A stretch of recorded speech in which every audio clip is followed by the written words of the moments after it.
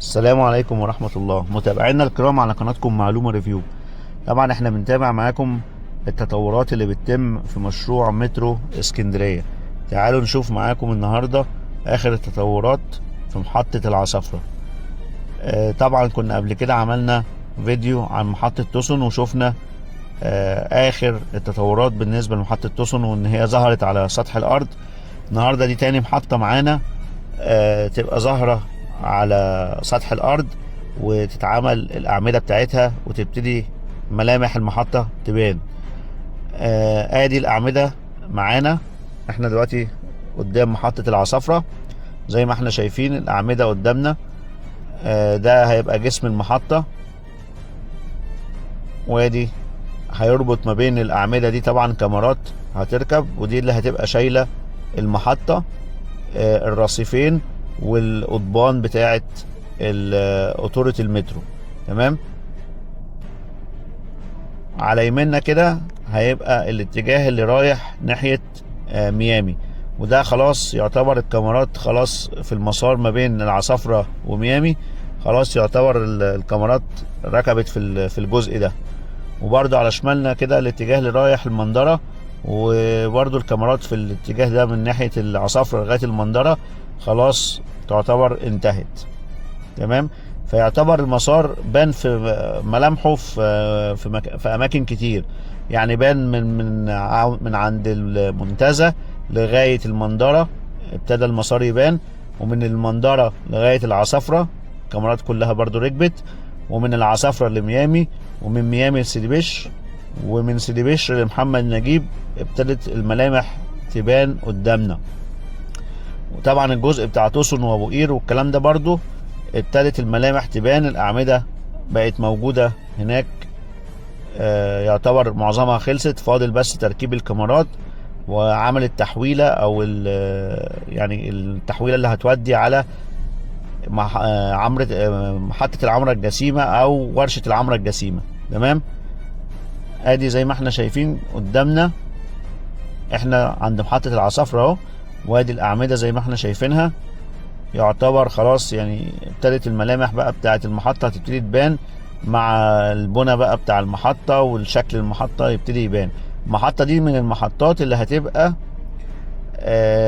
الحجز التذاكر بتاعها هيبقى في الارضي، يعني هتخش المحطة من تحت، هتقطع التذكرة وتطلع فوق تركب المترو. المحطات اللي زيها هتبقى سيدي بشر برضو هتبقى نفس الشكل، وهتبقى ميامي نفس الشكل. خلينا برضو هنبقى نعمل لكم في فيديو مفصل عن اشكال المحطات. تمام. او التصميمات بتاعه المحطات هنبقى نعمل لكم فيديو مفصل عنها ان شاء الله. تبتدي بس البيانات كلها تبقى في ايدينا، وهنتكلم على اشكال المحطات. في محطات هتطلع دور اول تقطع التذكرة، يعني دور اول علوي تقطع التذكرة، وبعد كده تطلع الدور التاني هيبقى الرصيف بتاع المحطة. بالنسبة للمحطات السطحية، في محطات سطحية هتطلع هتخش المحطة، هتطلع دور فوق تقطع التذكرة وتنزل تركب المترو من تحت. ده في بعض المحطات السطحية.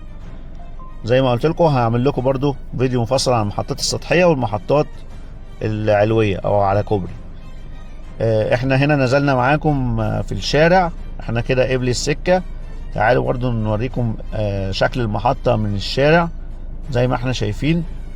ده كده كل ده هيبقى حدود المحطة من اول الكاميرا اللي احنا صورنا من عندها لغاية اول كاميرا هتقابلنا في الاتجاه اللي رايح المندرة. احنا كده في الاتجاه اللي نازل على المندرة. على شمالنا هي مستشفى مباراة العصافرة، وهتبقى مكملين بقى معاكم لغاية ما نشوف اول عمود هيقابلنا في الاتجاه اللي رايح.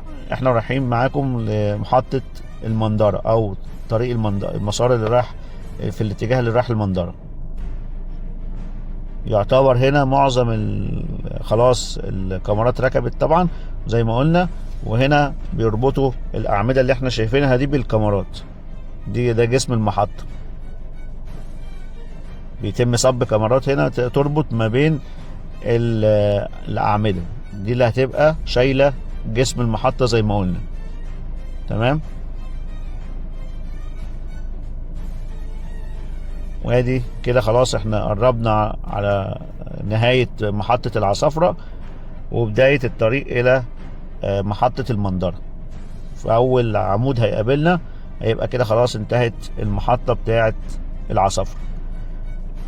نتمنى نكون بنقدم لكم كل جديد، نشوفكم إن شاء الله على خير في فيديو جاي جديد عن المشاريع بتاعة اللي بتتم في اسكندرية، وأهمها طبعا المشروع بتاع مترو أبو قير، والمشاريع التانية بتاعة الكباري والكلام ده اللي احنا بنتابعها معاكم برضو. انتظرونا في فيديوهات تانية كتير، وما تنسوناش من اللايك والشير، وان شاء الله نكون بنقدم لكم حاجة مفيدة، ونشوفكم ان شاء الله على خير في فيديوهات تانية جاية. والسلام عليكم ورحمة الله.